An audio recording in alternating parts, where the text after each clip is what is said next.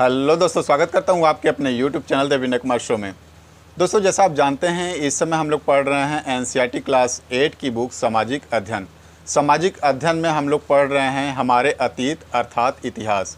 इतिहास में हम लोगों ने अब तक यूनिट 5 तक पढ़ लिया है। आज की क्लास में हम लोग पढ़ने वाले हैं यूनिट 6 से देशी जनता को सभ्य बनाना और राष्ट्र को शिक्षित करना।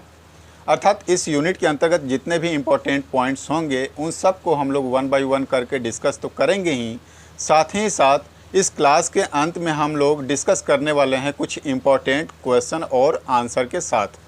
तो आप इस क्लास के अंत तक बने रहिएगा, क्या पता कौन सा क्वेश्चन आपके एग्ज़ाम में फंस जाए। तो बिना देर किए आइए शुरू करते हैं। देखिए, जो अंग्रेज़ थे वो इस देश पर शासन तो करना चाहते ही थे, साथ यहाँ की जनता को सभ्य बनाना और शिक्षित करना भी चाहते थे। इसलिए उन्होंने समय समय पर यहाँ पे कुछ अलग अलग कार्यक्रम लागू किए या फिर चलाए। अब जैसे यहाँ पे इस लेसन के अंतर्गत कुछ इम्पोर्टेंट पॉइंट्स हैं जिसको आइए हम लोग डिस्कस कर लेते हैं। जैसे विलियम जोन्स 1783 में कलकत्ता आए। विलियम जोन्स कलकत्ता आए, कब आए? तो 1783 में, 1783 में आए।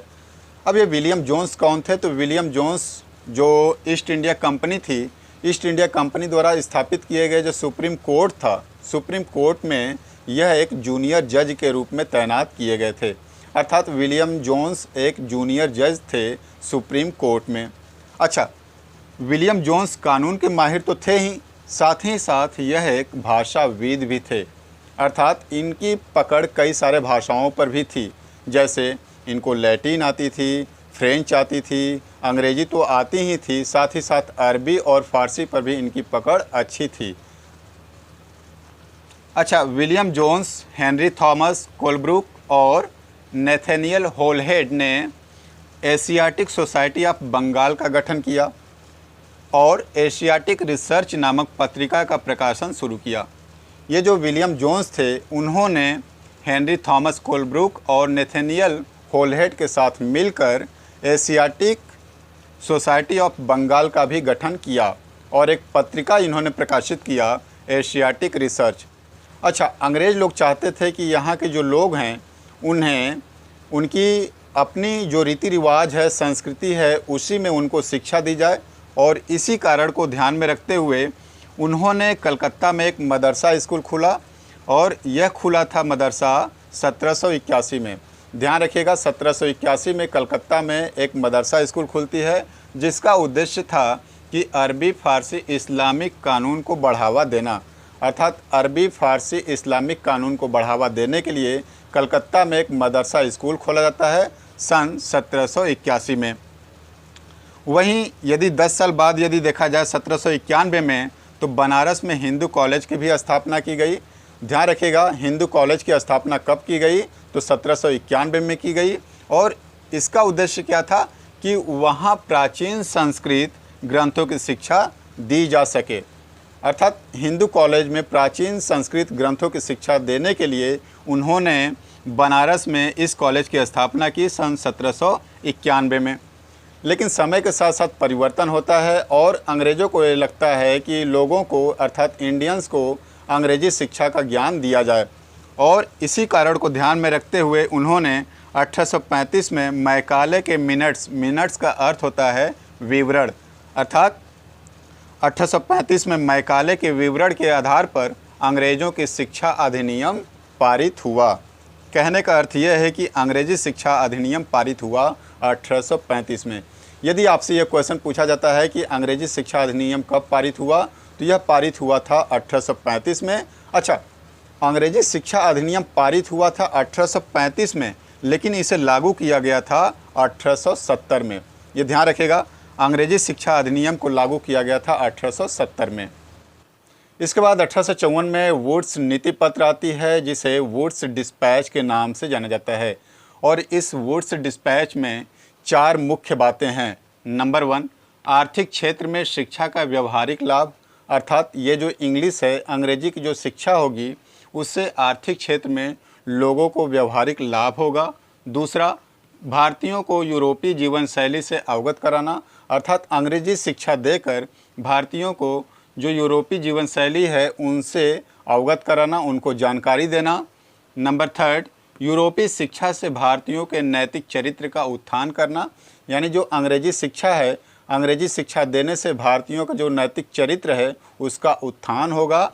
और नंबर जो 4 है, शासन के लिए आवश्यक निपुणता प्रदान करना। अर्थात ये जो 4 मुख्य बातें हैं ये वुड्स डिस्पैच में कही गई थी। अर्थात अंग्रेज़ों ने इन सब पॉइंट्स की दलील देते हुए अंग्रेजी शिक्षा के महत्व को बताया कि क्यों अंग्रेजी शिक्षा भारतीयों के लिए महत्वपूर्ण है। इसके बाद नेक्स्ट पॉइंट है कि रविंद्रनाथ टैगोर ने शांति निकेतन की स्थापना सन 1901 में किया था। गुरु जो रविंद्रनाथ टैगोर थे उन्होंने शांति निकेतन की स्थापना की और कब किया था, तो सन 1901 में की थी।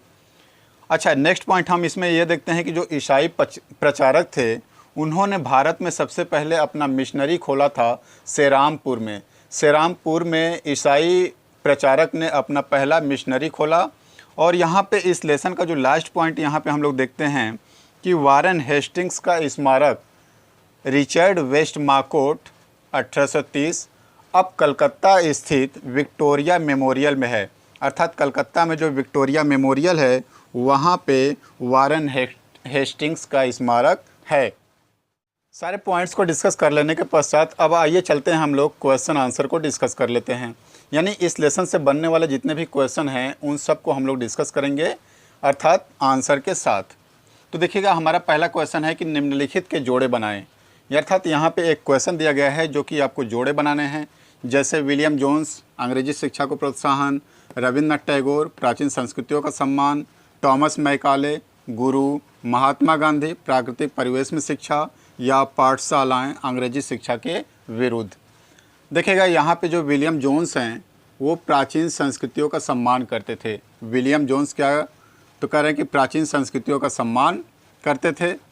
रविंद्रनाथ टैगोर को गुरु की उपाधि दी गई थी, अर्थात इनको गुरु रविंद्रनाथ टैगोर के नाम से भी पुकारा जाता था। टॉमस मैकाले जो थे वो अंग्रेजी शिक्षा को प्रोत्साहन देते थे। टॉमस मैकाले अंग्रेजी शिक्षा को प्रोत्साहन देते थे और महात्मा गांधी अंग्रेजी शिक्षा के विरुद्ध थे। ध्यान रखिएगा, महात्मा गांधी अंग्रेजी शिक्षा के विरुद्ध रहते थे। और जो पाठशालाएं हैं इसका जोड़ा बन जाएगा प्राकृतिक परिवेश में शिक्षा। अर्थात पाठशालाएं कहाँ पे होनी चाहिए, तो प्राकृतिक परिवेश में शिक्षा दी जानी चाहिए। इसके बाद दूसरा क्वेश्चन है कि विलियम जोन्स कलकत्ता कब आए। तो विलियम जोन्स कलकत्ता सन 1783 में आए थे।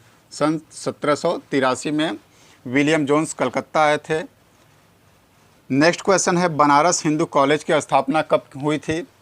तो बनारस हिंदू कॉलेज की स्थापना 1791 में हुई थी। ध्यान रखिएगा, बनारस हिंदू कॉलेज की स्थापना कब हुई थी, तो 1791 में हुई थी। ईसाई प्रचारकों ने भारत में सबसे पहले अपना मिशनरी कहाँ खोला था। यहाँ पे ये क्वेश्चन है कि ईसाई प्रचारकों ने भारत में सबसे पहले अपना मिशनरी कहाँ खोला था। तो अपना मिशनरी खोला था सेरामपुर में। ध्यान रखिएगा, इसका आंसर हो जाएगा सेरामपुर। ये हो गया। नेक्स्ट क्वेश्चन है कि अंग्रेजी शिक्षा अधिनियम कब लागू हुआ। तो अंग्रेजी शिक्षा अधिनियम लागू हुआ था सन 1870 में। अंग्रेजी शिक्षा अधिनियम पारित हुआ था 1835 में, लेकिन इसे लागू किया गया था 1870 में। नेक्स्ट क्वेश्चन है कि शांति निकेतन की स्थापना कब और किसने की। तो शांति निकेतन की स्थापना सन 1901 में की जाती है। 1901 में की जाती है और गुरु रविंद्रनाथ टैगोर के द्वारा, है ना, रविंद्रनाथ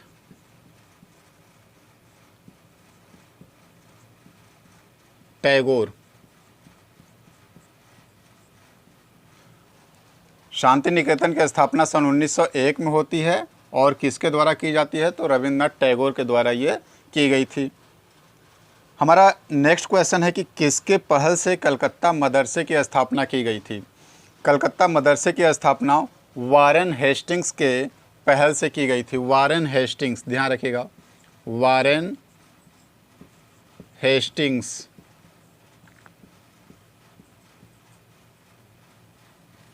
ये है।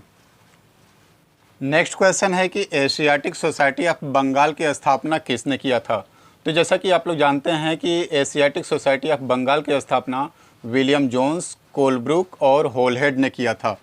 तो यहाँ पे मैं उनका नाम लिख देता हूँ, विलियम जोन्स, कोलब्रुक और होलहेड ने किया था, होलहेड।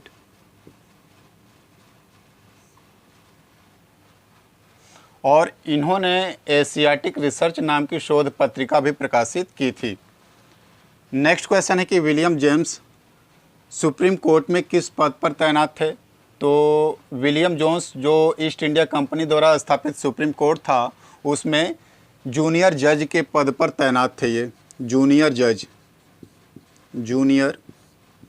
जज के पद पर ये तैनात थे। नेक्स्ट क्वेश्चन है कि वारेन हेस्टिंग्स का स्मारक कहाँ स्थित है। तो वारेन हेस्टिंग्स का स्मारक कलकत्ता के विक्टोरिया मेमोरियल में स्थित है। Victoria memorial.